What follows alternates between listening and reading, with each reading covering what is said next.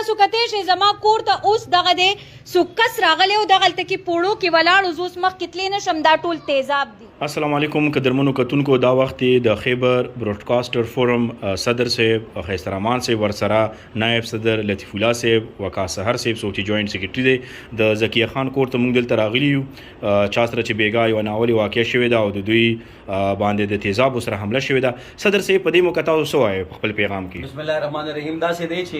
هر سخت وخت کې زموږ ټوله کمیونټي یو ځای ده او ان شاء الله موږ هر قسم داسې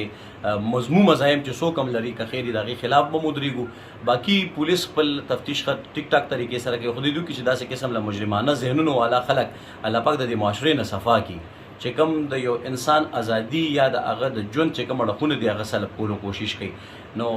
باقي داسې دی چې موږ خو زکیه خان ته دا باور هم ورکړو چې انشاءالله پوره کمیونټي پوره براډکاسټرز به تاسو سره په هر سخت وخت کې ولاړم وي او زموږ چې څومره هم ریډیو سټیشنز دي چې کوم ځایونو کې هم دي کار کوي بلکې کوم ځای کې کار نه کوي نو زما پوره امید دي چې موږ په شریکه باندې ولاړم یو انشاءالله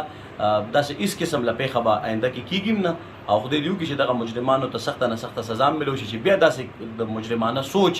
یا کار د پاره چې څوک تابع ونه کړي شي انشاءالله. زکیه خان دې په حق له تاسو څه وایي؟ د ملګري تاسو لنن دلته راغلي لږ د واقع په حق لم وایي.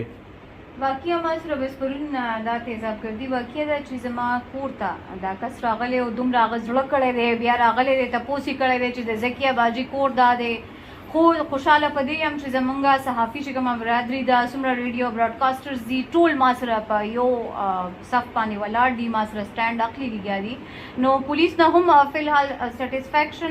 سیټسفاید یم پولیس هم ښه طریقې سره خپل کار کوي لګیا دی سی سی ټي وي فوټیجز هم راغلي دي. باقي فردر زه وایم چې داسې څنګه چې ښایسته رحمان وویلي سپیشلی فیمیل جرنالیسټ دي یا سیکیور نه دي چې د دې لپاره ګورنمنټ څخه خاص اقدامات وکړي. ستاسو ډیره مهرباني ان شاء الله تعالی دا ټول براډکاسټر چې کوم دلته ناست دي تاسو سره څنګ په څنګ او اوږه پوږه دي.